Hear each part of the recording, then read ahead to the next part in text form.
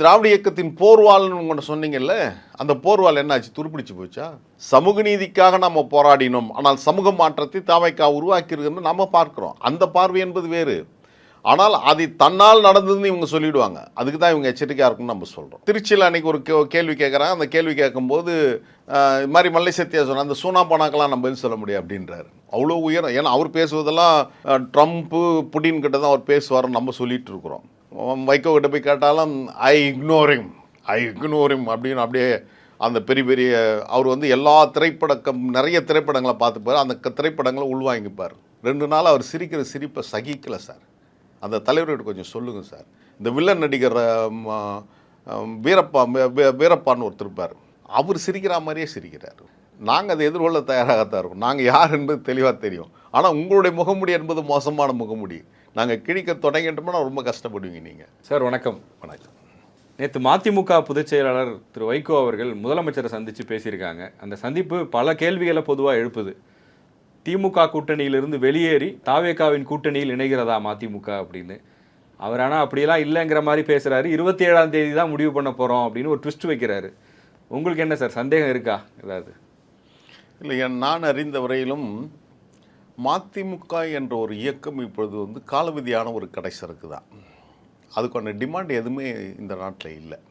இன்னைக்கு காலையில் பத்திரிகையில் பார்க்கும்போது கூட நான் படித்த செய்தி ஏதோ அவருக்கு வந்து டெல்லி பிரதிநிதி போல், தமிழ்நாட்டுடைய டெல்லி பிரதிநிதியை போல் ஆக்குவதாகவும் அல்லது அவருக்கு அமைச்சர் பதவி கொடுப்பதாகவும் இல்லாத ஒன்றை வந்து இவர்களாக அந்த புனை சுருட்டல் என்று சொல்லப்படுகின்ற இட்டுக்கட்டு இந்த செய்தியை தங்களுக்கு ஏதோ ஒரு ஒரு டிமாண்ட் இருக்குதா மாதிரி அவங்கள ஒரு ப்ரொஜெக்ஷன் பண்ணுறாங்க. இது வந்து ஒரு டெக்னிக்ஸ் தான். ஆனால் உண்மை நிலவரம் அதுவல்ல. மதிமுகவுக்கு என்ன வலிமை இருக்கிறது, தாவேக்காவுக்கு இவங்களுடைய ஆதரவு தேவை என்பது. இவங்ககிட்ட சட்டமன்ற உறுப்பினர் இல்லை. 2 பேர் வெற்றி பெற்றிருக்கிறார்கள். அவர்கள் திமுக உறுப்பினராகி தான் அவங்க வந்து சட்டமன்ற உறுப்பினராக இருக்காங்க. ஆக இப்பொழுது நடக்கின்ற எல்லா நிகழ்வுகளுமே வெற்றி பெற்றிருக்கின்ற தமிழக வெற்றி கழகத்துடைய ஆட்சியில் ஏதாவது ஆதாயம் சலுகைகள் பெறுவதற்காகத்தான் இந்த நகர்வுகளை அவர்கள் முன்னெடுத்து செல்கிறார்கள். நேற்று முன்தினம் அமைச்சர் ஆதவ் அர்ஜுனா வந்து வைகோ அவர்களை அண்ணா நகர் இல்லத்தில் சந்தித்ததற்கு பின்னால் சில ஊடகங்களில் இது குறித்த சில விளம்பரங்கள் கார்டுகள் போட்டிருந்தாங்க. நான் அருள் கூர்ந்து உங்களையும் நாட்டு மக்களையும் அல்லது பொது சமூகத்தையும் கேட்டுக்கொள்வது ஒன்று தான். அந்த பின்னூட்டம், அந்த கார்டு போட்டதற்கு பின்னால், அந்த அட்டை வெளிவந்ததற்கு பின்னால் அது உள்ளே பொது சமூகம் கருத்துக்களை தெரிவித்திருக்கிறது. 99.9% இவர்களுக்கு எதிரான மனநிலையில் தான் பொது சமூகம் இருக்கிறது. எனவே இந்த பொது சமூகத்துடைய கருத்தை யார் எடுத்துக்கொள்ள வேண்டும் என்று நான் கருதுவேன் என்றால் சாட்சாத் மாண்புமிகு தமிழ்நாடு முதலமைச்சர் திரு ஜோசப் விஜய் அவர்கள் தான். தாவேகா ஆட்சி தான் இந்த கருத்தை எடுத்துக்கொள்ள வேண்டும். ஏனென்று சொன்னால் இதுதான் மக்களுடைய பிரதிபலிப்பு, இதுதான் மக்களுடைய எண்ண ஓட்டம். எனவே நான் தொடர்ச்சியாக சொல்லி கொண்டு வருவேன், அது என்னுடைய கருத்து அல்ல. இந்திய அரசு சாசனத்துடைய தந்தை அண்ணல் அம்பேத்கர் அவர்கள் அவர் எழுதிய புத்தகத்துடைய நிறைவாக முடிக்கின்ற போது ஒரு செய்தியை அழகாக சொல்லுவார். ஒரு கட்சிக்கும் ஒரு தலைவனையும் குறித்தவர் சொல்வார். அது யார் என்று நாம் சொல்ல வேண்டியதில்லை. Beware of so and so அப்படின்வார். நான் ஏற்கனவே சொல்லியிருக்கிறேன், beware of Vaiko and his son honourable chief minister அப்படின்னு நான் சொல்லியிருக்கேன். முதலமைச்சர் வந்து வைகோவிடமும் அவருடைய மகனிடமும் எச்சரிக்கை. ஏன் சார் அவங்க ஒரு அரசியல் கட்சி ஒரு முடிவு எடுக்கிறாங்க, சேரணும்னு நினைக்கிற அவங்களும் சேர்த்துக்கணும்னு நினைக்கிற இவங்களும் முடிவு எடுத்துட்டா போதுமே? இல்லை, நான் உங்களிலேருந்து கொஞ்சம் மாறுபடுறேன். என்னென்னா இவர்களும் ஆதாயம் தேடிகள். திமுக வெற்றி பெற்றிருந்தால் இந்த நிலைமை வந்திருக்குமா? திமுக வெற்றி பெற்றிருந்தால் இந்நேரம் நாங்கள் திராவிட இயக்கத்தின் வாழையடி வாழையாக வந்தவர்கள், ஐ எம் பிலாங்ஸ் டு திராவிடன் ஸ்டாக்லாம் பேசுவார்ல, எங்களுடைய ஆட்சி மீண்டும் வந்திருக்குன்னு கர்ச்சித்துப்பார்ல. திமுக தோட்ட உடனேயே உங்களுடைய முகத்திரை கிழிஞ்சு போச்சு. நீங்கள் வந்து அடுத்து யார் வெற்றி பெற்றால் ஒரு பக்கம் சாயணுன்ற அந்த மனநிலைக்கு வந்துட்டீங்க. இல்லை, அவங்க ஒரு காரணத்தை சொல்கிறாங்களே, டிவிகே கவர்மெண்ட் ஃபார்ம் பண்ணதுக்கப்புறம் கரப்ஷன் இல்லாமல் இருக்குது, ஊழல் இல்லாமல் இருக்குது அப்படிங்கிற ஒரு விஷயத்த சொல்கிறார். அது ஒரு காரணம் போதாதா? இந்த 1 மாத காலத்தில் ஏறக்குறைய 20க்கும் மேற்பட்ட அரசு ஊழியர்கள் கைது செய்யப்பட்டிருக்கிறார்கள். அவருடைய சஸ்பெண்ட் பண்ணியிருக்காங்க. ஏன்னு கேட்டிங்கன்னா அவங்க லஞ்சம் வாங்கினார்கள் என்று தான் அந்த செய்தி வந்திருக்கிறது. இது வந்து அவர் வைகோ அவர்களுக்கு அடிக்கடி நினைவாற்றல் சொல்கிறார். இப்போ சமீப காட்டமாக எனக்கு நினைவாற்றல் இல்லை அப்படின்னு. ஆனால் அவர் பேசுகின்ற போது சொல்வார், என்ன நீங்கன்னா கோமா நிலையில் இருந்தீங்களான்னு கேட்பார். கடந்த 1 மாதமாக அவர் கோமா நிலையில் இருந்திருக்கிறார் என்று தான் நான் பார்க்கிறேன். இன்னும் ஆட்சி முழுசாக வெளியே வரல. இன்றைக்கி தான் சட்டமன்றம் கூடியிருப்பதாக நான் கருதுகிறேன். எனவே ஆட்சி வந்ததற்கு பின்னால் இதுக்கப்புறம் பட்ஜெட் போட்டு இதுக்கப்புறம் அவர்கள் நடவடிக்கை தொடர்ந்தாக வேண்டும். எனவே கரப்ஷன் இல்லாத ஒரு ஆட்சி என்று இப்பொழுதே நீங்கள் வந்து ஒரு சர்டிஃபிகேட் நீங்கள் கொடுத்துட்டீங்கன்னாவே நீங்கள் எதையும் எதிர்பார்த்து தான் அதை செஞ்சிட்ருக்கீங்கன்னு புரியுது. உங்கள் மகன் போய் ஒரு மனு கொடுக்குறார். நான் முதலமைச்சரையும் தமிழ்நாடு அரசு மீண்டும் சொல்வது ஒன்று தான், இந்த இந்த இந்த கூட்டம் வந்து உங்களை அடிக்கடி இது போல் வந்து தொந்தரவு பண்ணுவாங்க. சில பேர் மூலமாக உங்களுக்கு வந்து தகவல் வந்துக்கிட்டே இருக்கும், இது செஞ்சு கொடுங்க அதை செஞ்சு கொடுங்க. உங்களை தவறான பாதையில் வழிநடத்தி விடக்கூடாது என்கின்ற கரிசனம் நாட்டு மக்களுக்கு இருக்கிறது என்பது தான் நான் சொன்ன அந்த பின்னூட்டத்தில் போடப்பட்ட செய்திகள். எனவே இவர்கள் ஆதாயம், உனக்கும் இந்த ஆட்சிக்கும் என்ன சார் சம்பந்தம்? வைகோவுக்கும் தமிழக வெற்றி கழகத்துடைய ஆட்சிக்கும் என்ன சம்பந்தம்? நீங்கள் அவங்கக்கிட்ட போய் உதவி எதிர்பார்க்குறீங்க. அவர் வந்து தன்னுடைய புத்தக வெளியீட்டால் வந்து பங்கேற்கணும்னு நீங்கள் எதுக்காக நீங்கள் போய் அழைச்சிங்க? குறைஞ்சபட்சம் உங்களுக்கு வந்து மனசாட்சி இல்லை, கொஞ்சம் குறைஞ்சபட்ச விசுவாசம் இல்லை. 29 ஆண்டுகள் உங்களை நாடாளுமன்ற உறுப்பினராக டெல்லி தர்பார் மன்றத்துக்கு அனுப்பி வச்சது வந்து திமுக. அந்த திமுகவுக்கு தான் நீங்கள் அந்த புத்தகத்தை காணிக்கை ஆக்கியிருக்கணும். அந்த திமுக தலைவர்கள் தான் அதை பெற்றுக்கொண்டிருக்கணும். தமிழ் வெற்றி கழகத்துடைய தலைவர் விஜய் அவர்களுக்கும் நாடாளுமன்றத்துக்கும் என்ன சம்பந்தம் இருக்குது? அவர் முதலமைச்சராக இருக்கலாம், மறுப்பு இல்லை. ஆனால் அவருக்கும் அந்த நாடாளுமன்றத்துக்கு பணிகளுக்குமான சம்பந்தம் என்ன? இதில் நான் ஒன்று தெளிவாக புரிஞ்சுக்கிறேன், அடக்கத்தோடு நான் பதிவு சொல்கிறேன். இவர் மீடியேஷன் வேலை செய்கிறார். அதுக்கு மேலே அதுக்கு இன்னும் தப்பான பொருள்படுகின்ற வார்த்தைகள் கூட இருக்குது. இவர் மீடியேட்டர் வேலை பண்ணுறார். என்ன மீடியேட்டர் வேலை பண்ணுறாருன்னா, பாஜகவுக்கும் தமிழக வெற்றி கழகத்துக்குமான ஒரு மீடியேஷனை அவர் இப்போ வந்து ஒரு முடிச்சு போட முயற்சிக்கிறார். இல்லை, அப்படி ஒரு தேவை இருக்கா? இங்கே காங்கிரஸ் இருக்காங்களே கூட்டணியில். காங்கிரஸ் வந்து ஆட்சியில் இல்லை, இன்றைக்கி சட்டமன்றத்துக்கு தேவை. ஆனால் ஆட்சி நடத்துவதற்கு ஒன்றிய பாஜக அரசுடைய ஆதரவு தேவை. எனவே நீங்கள் வந்து இந்தியாவுடைய குடியரசு துணைத் தலைவர் மாண்புமை சிபி ராதாகிருஷ்ணன் அவர்கள் இந்தியாவுடைய குடியரசுத் தலைவராக இருக்கிறார். அவர் நேற்று முன்தினவரும் அவர் கட்சியின் பின்புலத்தை சார்ந்தவர். தமிழக வெற்றி கழகம் அது ஒரு அரசியல் கட்சி. இந்த இரண்டு கட்சிக்குமான தமிழக வெற்றி கமிஷனுடைய கருத்தியல் எதிரி வந்து பாஜகன்னு சொல்லியிருக்காங்க. அப்போது பாஜகவுக்கும் தாவேக்காக்குமான ஒரு நல்லிணக்கத்தை நல் உறவை உருவாக்க வேண்டும் என்ற முயற்சியில் நீங்கள் வந்து ஈடுபட்டு கொண்டு வருகிறீர்கள். ஒரு மீடியேட்டர் வேலைக்கு நீங்கள் போய் ஒரு நிகழ்ச்சியில் கலந்துக்கிறதுனாலே நம்ம அப்படி சொல்ல முடியும் இல்லை. நான் என்ன கேட்குறேன்னா, அதுதான் மீண்டும் கேட்குறேன், நாடாளுமன்றத்திற்கும் இந்த இரண்டு கட்சிகளுக்கும் என்ன சம்பந்தம் இருக்கிறது? நீங்கள் நாடாளுமன்றத்தின் மேலவையில் இருக்கும்போது சிபி ராதாகிருஷ்ணன் வந்து மேலவை தலைவராக இல்லை, இப்போ ஓய்வு தமிழ்நாட்டை சேர்ந்தவர், இல்லை அவருக்கு நண்பராக இருக்கலாம், அந்த அடிப்படையில் வர சொல்லாமே. இல்லை, நான் என்ன கேட்குறேன்னா, நீங்கள் நாடாளுமன்றத்தில் இருந்தபோது யார் இப்போ இருக்கிறாங்களே 2-3 பேர் இருக்காங்களா, அவங்கள வச்சு நீங்கள் அந்த புத்தகத்தை வெளியிடுங்க. ஏன் வெளியிடலாம்? அவங்க ஓய்வு பெற்று விட்டார்கள், அந்த அதிகார பார்வை அங்கே இருக்காது. எனவே சிபி ராதாகிருஷ்ணன் துணை ஜனாதிபதி அவர் அழைச்சோம்னா ஒரு அட்டென்ஷன், ஒரு பார்வை தன் மீது குவிக்கப்படும். இது ஒரு உளவியல் சார்ந்த பிரச்சனை தான். எனவே தான் முதலமைச்சரை கூப்பிட்டு நீங்கள் வந்து முதல் பிரதியை பெற்றுக்கொள்ளுங்கள் என்று சொன்னீங்க. நான் சொல்ல விரும்புவது மீண்டும் ஒன்று தான், இந்த புத்தகத்தை வந்து நீங்கள் அச்சடிக்க துவங்கிய போதே அன்றைய முதலமைச்சராக இருந்த திராவிட முன்னேற்ற தலைவர் மாண்புமிகு அண்ணன் தலைவர் தளபதி அவர்களை சந்தித்து வாழ்த்து கொடுங்க, இந்த புத்தகத்தை வெளியிடணும்னு நீங்கள் தான் வந்து வெளியிடணும்னு சொன்னீங்க. ஆட்சி எழுந்த உடனே நீங்கள் மாறுறீங்க, நிறம் மாறுகிறீர்கள். இதை தான் தமிழக வெற்றிக் கழகம் புரிந்து கொள்ள வேண்டும். தேவை முடிந்தவுடன் நண்பன் துரோகியாவதும், தேவை தொடங்குகின்ற போது துரோகி நண்பனாக மாறுவதும் அரசியலில் தவிர்க்க முடியாத ஒன்று. எனவே தேவை அங்கே முடிந்து அவர்கள் துரோகியாக மாறுகிறார்கள், இங்கே தேவை தொடங்குகின்ற போது நீங்கள் அவர்கள் நண்பனாக மாறுகிறீர்கள். இல்லை, அவங்களுடைய தனிப்பட்ட கருத்து இல்லைன்னு சொல்கிறாங்களே செய்தியாளர்கள்லாம். நாங்கள் கேட்கும்போது கட்சியினுடைய கருத்து என்னன்னு கேட்க போகிறோம். 27ஆம் தேதி பொதுக்குழு நடக்க போகுது. அவங்க விருப்பப்பட்டால் அந்த முடிவை தான் அவங்க எடுக்க முடியும். அதுதானே ஜனநாயகம். இல்லை, நான் என்ன கேட்குறேன்னா, அந்த கட்சியுடைய அவைத்தலைவர் ஆடிட் அர்ஜென்ராஜ், ஆடிட்டர்னு அடிக்கோடிட்டு காட்டுவதற்கான காரணம், ஆடிட்டர்னது ஒரு பெரிய படிப்பு. அந்த படிப்பு படித்தவர், ஒரு அறிவார்ந்த களத்தில் அவர் பணியாற்றி கொண்டிருக்கிறவர்.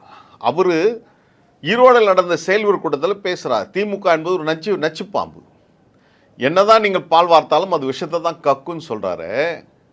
நேற்று முன்தினம் இந்திய யூனியன் முஸ்லீம் லீக் கட்சியுடைய சட்டமன்ற அமைச்சராக இருக்கின்றவர் திமுக குறித்து கருத்து சொன்னபோது, ஒரு தவறான கருத்து சொல்கின்ற போது, அந்த கட்சியுடைய தலைவர் பேராசிரியர் சொல்கிறார், என்ன சொல்கிறாரு, நம்ம வந்து கண்ணியத்திற்குரிய காகிதம் இல்லத்துடைய வழியை பின்பற்றியவர்கள், நாம் கண்ணியம் இழக்கக்கூடாது என்று சொல்கின்ற அந்த பண்பாடு எங்கே?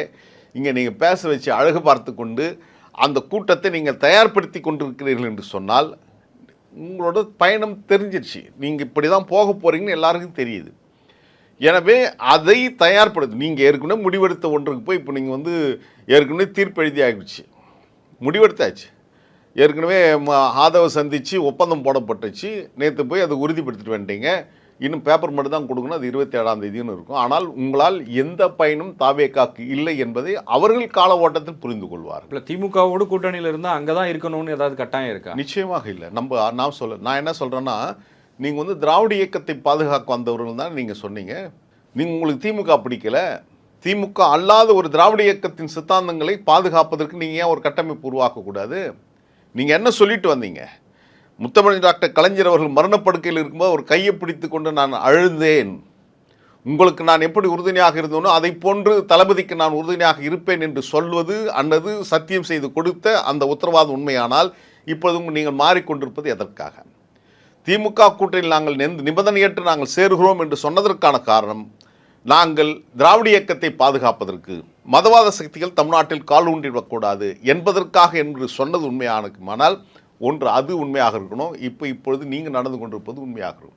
நீங்கள் திராவிட இயக்கத்தின் திரும்புவாதிகள் என்பதை மீண்டும் மீண்டும் நீங்கள் உங்களுடைய மகனும் நிரூபித்துக் கொண்டு வருகிறீர்கள் என்பதுதான் இதில் வேடிக்கையாகவும் நாட்டு மக்களும் பார்க்கின்றார்கள் என்பதையும் புரிந்து கொள்ள வேண்டும். இப்போ இதுவரையும் இந்த சந்திப்பு பொறுத்த வரைக்கும் துரை வைகோ அவர்களாக இருக்கட்டும், இல்லை வைகோ அவர்களாக இருக்கட்டும், ரெண்டு பேருமே என்னன்றதை சொல்லிட்டாங்க. துரை வைகோ சந்திச்சப்போ சொல்கிறாரு, என்னுடைய தொகுதி சார்ந்த பிரச்சனைகளை நான் பேசினேன் அப்படின்னு. என்னென்ன பேசினேங்கிறத பட்டியல் போடுறாரு. வைகோ சந்தித்த போது ஸ்டெர்லைட் உள்ளிட்ட பிரச்சனைகள் குறித்து பேசினேன்னு சொல்கிறாரு. அதை எப்படி நம்ம தனிநபர் அவங்களுக்கான ஒரு எதிர்பார்ப்பு குறித்து பேசுகிறாங்கன்னு எடுத்துக்கல. இல்லை, நான் என்ன சொல்கிறேன்னா, ஒன்று அவர் முதலமைச்சர் வந்து தங்களோட வீட்டுக்கு வருகின்ற போது நீங்கள் சொன்னீங்களா அன்றைக்கி மகளிர் அணி தோழர்கள் கூட்ட வீட்டில் வேலை செய்கிறவங்களாம் வரும்போது இவங்களாம் விசிலுக்கு ஓட்டு போட்டாங்கன்னு ஒரு கட்சிக்காரங்க நீங்கள் சொல்லுங்கன்னா உங்கள் கட்சிக்காரனையும் உங்களால் தயார்படுத்த முடியாத ஒரு மோசமான தலைவர்களாக நீங்கள் இருக்கிறீங்க. அடுத்து நீங்கள் சொல்லியிருக்கீங்க, என் தந்தை சாதிக்க முடியாது, நீங்கள் சாதிச்சிருக்கீங்க என்று புலங்காகிதம் அடைஞ்சிருக்கேன். திமுகவை தோற்கடித்ததை மகிழ்ச்சியோடு நீங்கள் கொண்டாடுறீங்க. அதற்கு முன்பாக நீங்கள் வந்து திருச்சிக்கு முதலமைச்சர் வராரு, நான் அந்த தொகுதியுடைய நாடாளுமன்ற உறுப்பினர், எனவே நான் வரவேற்க சென்றேன், மரபு ரீதியாக வரவேற்க சென்றேன். சரி, அங்கே சந்திக்கும் போது அந்த தொகுதிக்கு தானே வந்தார். தொகுதியில் நீங்கள் அங்கே உங்களோட பட்டியல் கொடுக்க வேண்டியதான், என்ன பிரச்சனைன்ட்டு கொடுக்கலாம். இல்லாமல் நீங்கள் தனியாக போய் அவரை சந்தித்து நீங்கள் பேசணும். அந்த கூட்டணியில் நாங்கள் வந்து ரொம்ப தவிர்க்க முடியாத சக்தி. நான் என்ன கேட்குறேன்னா, 2 கம்யூனிஸ்ட் சேர்ந்துருக்காங்க, விசிகே சேர்ந்துருக்குது, காங்கிரஸ் இருக்குது. எங்கேயாவது அந்த கட்சி தலைவர்கள் போய் முதலமைச்சர் போய் சந்தித்து இது மாதிரி எதாவது பண்ணாங்களா? நீங்கள் வந்து அப்பர் ஹேண்ட் எடுப்பீங்கன்றது கூட்டணி கட்சிகளுக்கு தெரியும். இங்கே கம்யூனிஸ்ட் கட்சியோட கூட்டணி வச்சுருந்தீங்கன்னா மாநில கட்சி நீங்கள் மதிக்க மாட்டீங்க, நேரடியாகவே டெல்லி தலைமையோடு போவீங்க. இங்கே காங்கிரஸோட கூட்டணி தான், இங்கே இருக்கிற காங்கிரஸை விட்டுருங்க, நேராக டெல்லியில் இருக்கிற காங்கிரஸை பிடிப்பீங்க. பிஜேபி கூட கூட்டணி வச்சுருந்தீங்கன்னா அங்கே இருக்கிற பிஜேபி தலைவர் யாரையும் மதிக்க மாட்டீங்க, நேரடியாக நீங்கள் தான் ஸ்போக்ஸ் பர்சன் மாதிரி போய் அங்கே போய் எல்லோரும் கூப்பிடுவீங்க. இந்த கடந்த கால நிகழ்வு இப்படி இருக்குது. அப்போது நீங்கள் வந்து அப்பர் ஹேண்ட் எடுப்பீங்கன்றது அந்த கட்சிகள் இருக்குது. அவங்க யாரா போய் சந்திச்சாங்களா? முதலமைச்சரை போய் சந்திச்சாங்களா? அவங்களோட கோரிக்கைகள் என்ன, அவங்களோட தேவை என்ன என்பதை ஊடகத்தின் மூலமாக சொல்கிறாங்க. வைகோ பெரிய அறிக்கையில் விடுவார்ல, அந்த அறிக்கை கொடுக்குறது தானே இது மாதிரி பிரச்சனை இருக்குதுன்னு சொல்லிட்டு. இல்லை, 45 மணி இங்கே இல்லை, திரும்ப நீங்கள் போய் சந்திப்பதற்கான தன்னை தேடி வீடு வரையும் வந்த முதலமைச்சரை அவரும் ஒரு கோரிக்கைன்னு சொல்லும்போது நேரில் போய் பார்க்குறாரு. இதில் தவறுன்னு நம்ம என்ன சொல்லி? இல்லை, நம்ம தவறுன்னு சொல்ல, ஆனால் 45 நிமிடம் வந்து இதுக்காக மட்டும்தான் பேசணும் என்பதும், அதே போல் என்னுடைய புத்தகத்தை வெளியிடுவதற்காக நான் அழைத்தேன் என்பதையும், இது மட்டுமே பேசப்படவில்லை என்பது தான் எல்லாருக்கும் தெரிந்த செய்தி. இதை கடந்து அவர்கள் பேசினார்கள், இதை கடந்து ஏதாவது நடந்திருக்கும் என்று அவர்களாக யூகித்து கொண்டிருக்கிறார்கள். அதுதான் இல்லாத கடசருக்கு அல்லது காலவதியான ஒரு சரக்கு வந்து ஒரு டிமாண்ட் இருக்குது என்பதை போன்று அவங்க இப்போ வந்து அரசியலில் ஒரு ப்ரொஜெக்ஷன் கொடுத்துட்டு வராங்க. இது ஒன்றுமே இல்லை என்பது எல்லாருக்கும் தெரியும். இப்போ உங்கள் மேலேயும் அவங்க கட்சிக்காரங்க விமர்சனம் வைக்கிறாங்களே, நீங்கள் திமுகவின் குரலாக ஒழிக்கிறீங்க. நான் திராவிட இயக்கத்தின் குரலாக நிச்சயமாக ஒழிப்பேன். மதிமுக ஆபத்து ஏற்பட்ட போது 3 நாள் 4 நாள் முன்ன கூட ஒரு தமிழ்நாடு இந்து பருவர் அமைப்பு தாக்க வருகிறார்கள் என்று சொன்ன போதும் நான் அதை கண்டித்தேன். தேவைப்படால் நாங்கள் களத்துக்கு வருவோம் நம்ம சொன்னோம். அது திராவிட இயக்கத்தை பாதுகாப்பதற்கு நாங்கள் திராவிட இயக்கத்தின் குரலாக நாங்கள் நிற்கிறோம். திராவிட இயக்கத்தின் போர்வால்னு உங்களை சொன்னீங்கல்ல, அந்த போர்வால் என்னாச்சு? துருப்பிடிச்சு போச்சா? இது எல்லாரும் கேட்பாங்கல்ல. எனவே என் மீதான குற்றச்சாட்டு என்பது வேறு. ஆனால் நீங்கள் வந்து ஒரு பெரிய பாரம்பரியம், நாடாளுமன்றவாதி இதெல்லாம் இருந்த உங்களுக்கு எங்கே போச்சு உங்களுடைய அந்த அரசியல் பார்வை? அந்த இப்போ சமீப காலத்தில் இந்த 30 நாட்களில் ஆட்சிக்கு வந்த உடனேயே கடந்த 2-3 நாட்கள் நடந்த பாலியல் பலாத்காரங்கள் எத்தனை? ஏதாவது ஒன்றுக்காச்சும் நீங்கள் குரல் கொடுத்துருப்பீங்களா? சிறப்பாக நடக்கிறது, எந்த ஆட்சியில் இது போல் நடக்காமல் போச்சு, எல்லா ஆட்சியிலும் நடந்தது என்று வக்காலத்து வாங்கின இடத்துல நீங்கள் வருகிறீர்கள் என்று சொன்னால், நீங்கள் மௌனமாக இருக்கிறீர்கள் என்று சொன்னால், அந்த மௌனத்தின் விலை என்ன என்பது தான் இப்போது கேள்வியாக இருக்கிறது. இப்போ அவங்களும் தாவேகாவையும் முதல்வர் விஜயையும் சப்போர்ட் பண்ணுறதுக்கோ இல்லை பாராட்டுறதுக்கோ என்ன காரணம் சொல்கிறாங்கன்னா, இதுவரையும் நாங்கள், அதாவது அவங்க முயற்சி பண்ணது ஜாதி மதங்கள் அல்லது ஓட்டுக்கு பணம் கொடுக்கறது, இந்த விஷயத்தெல்லாம் முறியடித்து இன்றைக்கி ஒருத்தர் ஜெயிச்சிருக்காரு, அதனால் நாங்கள் அவரை பாராட்டுறோம் அப்படிங்கிற இடத்துல தான் அவங்க ஒரு கருத்தை வைக்கிறாங்க. இல்லை, ஜாதி மதங்களை கடந்து அவர் வெற்றி பெற்றார் அப்படின்னா நீங்கள் அவங்க கூட ஃபஸ்ட்டே நீங்கள் கூட்டிங்க போயிருக்கலாமே. இப்போ நான் என்ன சொல்கிறேன்னா, இப்போது எல்லோரும் கேட்ட கேள்வி தான், ஸ்ரீரங்கம் தொகுதியில் நின்ற வேட்பாளர் சாதிகளற்ற தலைவராக போட்டிங்களா, அல்லது மயிலாப்பூர் தொகுதியில் நின்று இப்போ அமைச்சராக இருக்கிறவருன்னா அவர் என்ன வேறு எதாவது போட்டிங்களா, இல்லை தமிழ்நாட்டில் இருக்கிற அந்த தலித் தொகுதியில் இருக்குல்ல அந்த தொகுதிகளுக்கெல்லாம் நீங்கள் என்ன மாட்டு சம்பளி போட முடியுமா? போட முடியாது. ஆக வாய்ப்புகள் எங்கெங்கெல்லாம் கிடைச்சதோ அவங்களுக்கு நீங்கள் போட்டுறீங்க. நான் அதை மறுக்கலை, அது வரவேற்க வேண்டிய ஒன்று.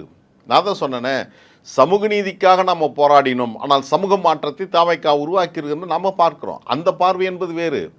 ஆனால் அது தன்னால் நடந்ததுன்னு இவங்க சொல்லிவிடுவாங்க. அதுக்கு தான் இவங்க எச்சரிக்கையாக இருக்குன்னு நம்ம சொல்கிறோம். எனவே இவர்கள் ஒரு பேராபத்துக்குரியவர்கள் என்பதையும், தாவைக்கா ஆட்சியை தவறான பாதையில் அல்லது தவறான வழியில் திசை திருப்பி நடத்தி போயிடுவாங்கன்றதும் அவங்க கால ஓட்டத்தில் புரிஞ்சுப்பாங்க. நம்ம அது சொல்ல வேண்டியதில்லை, பட் புரிஞ்சுப்பாங்க. நம்ம ஏதோ வைகோவுக்கு பிடிக்கல அல்லது துரை என்னை பிடிக்கல என்பதற்காக நான் சொல்கிறேன்னு சொல்ல. துரை இப்போ எங்களை பற்றி தான் ரொம்ப உயர்ந்த மதிப்பீடோடு பேசுகிறார்.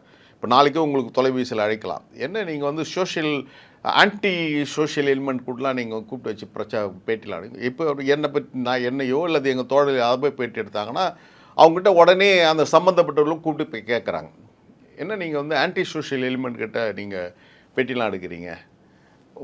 திருச்சியில் அன்றைக்கி ஒரு கேள்வி கேட்குறாங்க. அந்த கேள்வி கேட்கும்போது இது மாதிரி மல்லை சத்யா சொன்னால் அந்த சூனா பானாக்கெல்லாம் நம்ம பதில் சொல்ல முடியும் அப்படின்றாரு. அவ்வளோ உயரம். ஏன்னா அவர் பேசுவதெல்லாம் ட்ரம்ப்பு புடின் கிட்ட தான் அவர் பேசுவார்னு நம்ம சொல்லிகிட்டு இருக்கிறோம். ஆக ஒரு அரசியல் பார்வை இல்லாத, ஒரு அரசியல் தகுதி இல்லாத ஒரு நபர் மல்லை சத்யா என்பவர் 32 ஆண்டுகள் மதிமுகவுடைய துணை பொதுச் செயலாளராக இருந்தவன். உங்கள் தந்தையினுடைய நிழலாக நான் தொடர்ந்தவன், அந்த கட்சியுடைய சுகதுக்கங்கள் பங்கேற்றவன். நானோ அல்லது அந்த இயக்கத்தை என்னுடன் இப்பொழுது பயணித்து கொண்டிருக்கிறோ ஆன்டி சோஷியல் எலிமெண்ட் நீங்கள் சொல்கிறீங்க. எங்கள் மீது யார் மீதாவது எந்த வழக்காவது அப்படி இருக்கா? 32 வழக்குகளை சுமந்திருக்கிறீங்க, எல்லாமே பொதுவான வழக்குகள், போராட்ட வழக்குகள் தான். ஏன் இந்த வார்த்தையை சொல்கிறீங்க? எங்களை ஜீரணிச்சிக்க முடியல. சூனாப்பானான்னு நீங்கள் சொல்கிறீங்க. தந்தை பெரியார் தான் சொல்வார், உன் எதிரி உன்னை விமர்சிக்கிறான் என்று சொன்னால் நீ சரியான பாதையில் பயணம் செய்துகிறாய் என்பதுதான் பொருள். நாங்கள் சரியான பாதையில் போய்கொண்டிருக்கிறோம் என்பதை வைகோ கிட்ட போய் கேட்டாலும் ஐ இக்னோரிங் அப்படின்னு அப்படியே அந்த பெரிய அவர் எல்லா நிறைய திரைப்படங்களை பார்த்துப்பார். அந்த திரைப்படங்களை உள்வாங்கிப்பார். 2 நாள் அவர் சிரிக்கிற சிரிப்பை சகிக்கலை சார். அந்த தலைவர்கிட்ட கொஞ்சம் சொல்லுங்கள் சார். இந்த வில்லன் நடிகர் வீரப்பான்னு ஒருத்தர் இருப்பார், அவர் சிரிக்கிற மாதிரியே சிரிக்கிறார். ரொம்ப கஷ்டமாக இருக்குது. உங்களை நாங்கள் ரொம்ப ரசித்த தலைவர் நீங்கள். ஆனால் இப்போ இந்த வில்லன் நடிகர் வீரப்பா சிரிப்பு மாதிரியே சிரிச்சிட்டு வர்றது ஒரு சரியில்லாமல் இருக்குது. திடீர்னு நீங்கள் சிவாஜி கணேசன் உள் வாங்கிடுவீங்க, திடீர்னு எம்ஜிஆர் நீங்கள் உள் வாங்கிடுவீங்க. அந்த கேரக்டர் மாதிரி நீங்கள் மாறிட்டு இருப்பீங்க. நீங்களாக இருங்க. இந்த சிரிப்பு, இந்த இது பண்ணுறது, ஒரு விவாதம்னா அந்த விவாதத்தை நீங்கள் பேசுங்க, ஒரு ஜனநாயகபூர்வமாக பேசுங்க. இது என்ன சாயங்காலத்தில் நீங்கள் நடத்துகிற கச்சேரிக்கு நாங்கள் பதில் சொல்லுமான்னு கேட்குன்ற இந்த பொறுப்பற்ற தன்மை என்பது தலைவர்கிட்ட மாறணும். ஏன் இந்த நிலைமைக்கு நீங்கள் போகிறீங்க? உங்கள் மகனால் இந்த நிலைமைக்கு தள்ளப்பட்டிருக்கிறது நீங்கள் மறந்துடக்கூடாது. நீங்கள் திமுக கூட்டணியில் சேர்றதுக்காகவும் மதுராந்தகம் தொகுதியில் சீட்டு வாங்குறதுக்காகவும் தான் இதெல்லாம் பண்ணுறீங்கன்னு சொல்கிறாங்க. இல்லை, நாங்கள் ரொம்ப தெளிவாக இருக்கிறோம். மல்லை சத்யா என்ற ஒரு தனிப்பட்ட மனிதன் என்பதனை கடந்து திராவிட வெற்றி கழகத்துடைய தலைவராக நாங்களும் ஒரு இயக்கத்தை கட்டமைப்பது, ஒரு சித்தாந்தத்தை முன்னிறுத்தி நாங்கள் எங்களுடைய பயணத்தை துவங்கியிருக்கிறோம். எங்களுடைய சித்தாந்தம் திராவிட இயக்கத்தை பாதுகாப்பது, தமிழ்நாட்டுடைய ஜீவாதார உரிமைகளை கட்டி பாதுகாப்பது, இதற்காக போராட்டம் நடத்துவது, இதுதான் எங்களுடைய பாதை என்பதை நாங்கள் தெளிவாக சொல்லியிருக்கிறோம். இந்த கட்சி ஆரம்பித்து இன்னும் 1 வருஷம் ஆகலை. கடந்த நவம்பர் மாதம் 20ஆம் நாள் தான் திராவிட வெற்றி கழகம் என்ற ஒரு இயக்கம் இந்த மண்ணில் தொடங்கப்பட்டது.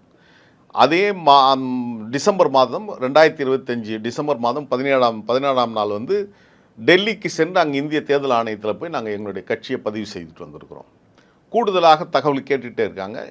அந்த தகவலை நாங்கள் தொடர்ச்சியாக வழங்கிட்டு வரோம். எங்களுடைய அங்கீகாரம் இன்னும் வரல. தேர்தல் பதிவு செய்யப்பட்ட கட்சி என்பது இன்னும் அங்கீகாரம் வரல. அது வந்ததற்கு பின்னால் என்னுடைய முன்னெடுப்புகள் இன்னும் வேகமாக இருக்கும். உறுப்பினர் சேர்ப்பது, கட்சியுடைய தேர்தல் உட்கட்டமைப்பை வலுப்படுத்துவது, வழக்கமாக இந்த ஆண்டு வந்து எங்களுடைய பேரறிஞர் அண்ணாவுடைய பிறந்தநாள் விழா நடத்துவது, கட்சியுடைய 2ஆம் ஆண்டு தொடக்க விழா நடத்துவது, சூழலுக்கேற்ப போராட்டங்களை கட்டமைப்பது, இதெல்லாம் எங்களுடைய தனித்த அடையாளத்தோடு நாங்கள் செயல்பட விரும்புகிறோம். திராவிட இயக்கத்துடைய ஆகச்சிறந்த ஆளுமைகளை, திராவிட இயக்கத்திற்காக தங்களை முழுமையாக அர்ப்பணித்துக் கொண்டிருக்கின்ற ஆளுமைகளை தேர்வு செய்து திராவிட ரத்னான்ற விருது நாங்கள் வழங்குகிறோம். கடந்த ஆண்டு நாங்கள் வழங்கினோம். எங்களுடைய விருதுக்குரியவராக வைகோ தேர்வு செய்யப்பட்டார். அவர் வந்து வாங்க முடியல காஞ்சிபுரத்தில். அவருக்காக நான் தான் பெற்றுக்கொண்டேன். அதே போன்று தான் ஐயா திருப்பூர் துரைசாமி போன்றவர்கள் அதை வாங்கினாங்க. அது போன்று இந்த ஆண்டும் அந்த விருதுக்குரியவர்களை தேர்வு செய்து அந்த செப்டம்பர் 15 அண்ணா பிறந்தநாள் விழாவில் நாங்கள் கொடுக்க போகிறோம். அதை எங்களுடைய பாதை, எங்களுடைய பயணம் என்பது தெளிவாகவே இருக்கிறது. ஆனால் அவங்க சொல்லலாம், எங்கள் மீது அவதூறு பரப்பலாம், உங்களுக்கு அடையாளம் காட்டியது மதிமுக தான், நீங்கள் நன்றி மறந்து விட்டீர்கள், இதெல்லாம் எங்கள் மீது வருகின்ற விமர்சனங்கள் தான். அவங்க சோஷியல் மீடியாவில் மதிமுக தோழர்கள் நான் சொல்ல மாட்டேன், துறை சார்ந்த ஒரு கும்பலை வச்சுங்கிறார் அவர். அது ஒரு அது ஒரு ஒரு விதமான கட்டமைப்பு. அது அந்த கட்டமைப்புகளை சேர்ந்தவங்க தான் போலியான முகவரி வைத்துக்கிட்டு அவங்க முகத்தை காட்டாமல் எங்கள் மீது விமர்சனம் வைப்பது. நாங்கள் அதை எதிர்கொள்ள தயாராகத்தான் இருக்கோம். நாங்கள் யார் என்பது தெளிவாக தெரியும். ஆனால் உங்களுடைய முகமுடி என்பது மோசமான முகமுடி. நாங்கள் கிழிக்க தொடங்கிட்டோம்னா ரொம்ப கஷ்டப்படுவீங்க. நீங்கள் மல்லை சத்தியா ஏதோ ரோட்டில் சுற்றிங்கிறதவங்க நீங்கள் நினச்சிட்டு கூடாது. எங்களுக்கும் அரசியல் பார்வை உண்டு, எங்களுக்கும் அந்த பயணங்கள் உண்டு. ஏதோ நாங்கள் இங்கே வந்து தான் ஃபேன் ஷீட்டே போட்டது மாதிரி நாங்கள் இங்கே வந்து தான் சாப்பிடவே தோணுன மாதிரிலாம் இங்கே பேசிடக்கூடாது. உங்களுடைய நிலைமை என்ன என்பதும் நாங்கள் பேச ஆரம்பிச்சிடுவோம். அப்படி பேசணும்னா இன்னும் வம்பா போயிடும். அதுதான் நான் 2 நாள் முன்ன கூட நான் சொன்னேன், கட்சி மறுமலர்ச்சி திமுக தோற்றுவிக்கப்பட்டு 2 ஆண்டு வரையிலும் மதிமுகவுடைய பொதுச் செயலாளர் வைகோ வாடகை வீட்டில் தான் இருந்தார். அது மறுக்க முடியாது. அவங்க அதுவரையிலும் ஒரு அம்பாசிடர் கார் வச்சிருந்த தலைவர் வைகோ அவர்களுக்கு நம்முடைய கரூர் மாவட்டத்தை சேர்ந்த பெரிய தொழிலதிபர் அண்ணன் கேசி பழனிசாமி அவர் தான் காண்டசா கார் வாங்கி கொடுத்தார். அவர் 96 தோற்ற உடனே, கட்சி தோற்ற உடனேயே அவர் திமுக தாய் கழகத்துக்கு சேர்ந்த போது இந்த காரை இவர் வந்து திருப்பி அனுப்பிடுறார். உடனே கரூர் மாவட்ட தோழர்களும் திருச்சி மாவட்ட தோழர்களும் ஒன்றாக சேர்ந்து அவருக்கு மீண்டும் ஒரு காண்டசா கார் வாங்கி கொடுத்தாங்க. அதுக்கப்புறமும் கரூர் மாநாடு முடிந்ததற்கு பின்னால் அந்த மாநாட்டுக்காக கிடைக்கப்பட்ட வசூலிக்கப்பட்ட நிதி மிச்சம் இருந்தது.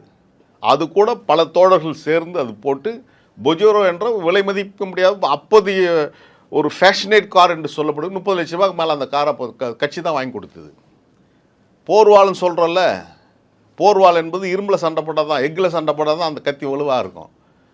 நீங்கள போர்வாள்னு சொன்னதுக்காக 2 தங்க வாழை கட்சி கொடுத்துருக்குது, மறந்துடக்கூடாது. 10 தங்க வாட்சிக்கு உங்களுக்கு கையில் கொடுத்துருக்காங்க தோழர்கள். 10 தங்க பேனை அவங்க கையில் கொடுத்துருக்காங்க. எடைக்கு 2 மடங்கு வெள்ளி கொடுத்தது இந்த கட்சி. இப்படி பேசிக்கிட்டே போகலாம். நாங்கள் எந்த ஆதாயத்தை அடைஞ்சோம் என்பது நீங்கள் சொல்லுங்கள், பேசுவோம். அதுக்கு நாங்கள் தயாராகவே இருக்கிறோம். நான் தான் சொல்கிறேன்ல, இப்போது வந்து நான் வைகோ மீது எந்த குற்றச்சாட்டும் வைக்கல. ஆனால் துரை தப்பு பண்ணியிருக்கிறா நான் சொல்கிறேன். அது துரை தப்பு பண்ணார்னா துரை பதில் சொல்லிட்டோம். வைகோ வந்து அதுக்கு வக்காலத்து வாங்கக்கூடாது. காஞ்சி மாவட்டத்தில் மட்டும், செங்கல்பட்டு மாவட்டத்தில் மட்டும் அவருக்கு வந்து பல கோடி ரூபாய்க்கு அவருக்கு சொத்து இருக்குது. எப்படி வந்தது நம்ம கேட்குறோம். எந்த பீடி சிகரெட் விற்று அவருக்கு இந்த பணம் வந்தது பதில் சொல்லணும்ல. ஏன்னா அவர் பெரிய கார்பரேட் முதலாளி. எந்த கார்பரேட் கம்பெனி நீங்கள் வேலை செஞ்சீங்க, எத்தனை லட்சம் ரூபாய் நீங்கள் சம்பளம் வாங்கினீங்க, எவ்வளோ லாபம் ஈட்டினீங்க, இவ்வளோக்கு இத்தனை கோடி ரூபாய் சொத்து வருவதற்கு எப்படி வாய்ப்பு வந்து. இதே சென்னையில் வந்து அண்ணா நகரில் ஒரு 3 ஸ்டார் ஹோட்டல் இருந்து எப்படி வந்தது, இதெல்லாம் கேள்வி பதில் வரும், கேட்போம். இன்னும் பல விஷயங்கள் இருக்குது. நாங்கள் அமைதியாக போகணும்னு நினைக்கிறோம். ஆனால் துறையை சார்ந்த ஒரு சிலர் எங்களை டியூன் பண்ண நினச்சா நாங்கள் எதையும் சந்திப்பது தயாராக இருக்கோம். நாங்கள் இழப்பதற்கு ஒன்றும் இல்லை. அடிமை தலை மட்டும் நாங்கள் இழப்போம். நாங்கள் சுதந்திர மனிதர்கள். நாங்கள் பேசுவதற்கு நிறைய இருக்குது. எங்களை பேச வச்சுட்டு இன்னும் நீங்கள் அம்மனப்பட வேண்டாம் என்பதுதான் நான் பணிவோடு அவர்களுக்கு சொல்லுவேன். இப்போ டிவிகேவோட கவர்மெண்ட் இதுவரையும் எப்படி இருக்குன்னு பார்க்குறீங்க? அவங்க பர்ஃபார்மன்ஸ் எப்படி இருக்குது? இல்லை, தமிழக வெற்றிக் கழகத்துடைய ஆட்சி என்பது புதிதாக வந்திருக்கிறார்கள். புதிதாக வந்திருக்கிறார்கள் போது அவர்களுக்கு கால அவகாசம் வேண்டும் என்பதெல்லாம் உண்மைதான். ஆனால் அதிகாரிகள் பழமையானவர்கள் தானே, ஆட்சியாளர்கள் புதியவர்களார்களா? ஆனால் அதிகாரிகள் வந்து எக்ஸ்பீரியன்ஸ்டான தலைவர்கள் இல்லை, எக்ஸ்பீரியன்ஸ்டான காவல்துறையில் எக்ஸ்பீரியன்ஸ்டான அதிகாரிகள் இல்லை. எல்லாம் வருவாய்த்துறையிலிருந்து எல்லா துறையிலிருந்தும் அனுபவமிக்க அதிகாரிகள் தான் இருக்காங்க. அவர்கள் கை முடக்கப்பட்டிருப்பதன காரணம் என்ன? ஸ்காட்லாண்ட் யார்டுக்கு நிகரான நம்முடைய காவல்துறையுடைய கைகள் முடக்கப்பட்டிருப்பதற்கான காரணம் என்ன? ஏன் நடவடிக்கை எடுக்கலை? இதுக்காக ஒரு சிங்கப்பெண் திட்டம் வந்து தான் அவங்கள போய் பாதுகாக்கணுமா? அப்படின்னா உங்களுடைய பொறுப்பு நீங்கள் தட்டி கழிச்சிருவீங்களா? இல்லை. அப்போது ஒரு அரசினுடைய நடவடிக்கைகள் என்பது அவர்களை சார்ந்தது மட்டுமல்ல, அதிகார வர்க்கத்தையும் சேர்ந்தது தான். அதிகார வர்க்கம் தங்களுடைய கைகளை கட்டிக்கொண்டு, அல்லது உங்கள்கிட்ட உங்ககிட்ட தான் அந்த அரசு பொறுப்பு இருக்குது. மக்கள் உங்கள் தான் பார்த்துட்டு இருக்காங்க. அது அவங்க மேலே மட்டும் நீங்கள் தட்டி கழிச்சிடக்கூடாது. எனவே அவர்களுக்கான காலங்கள் நிறைய இருக்குது.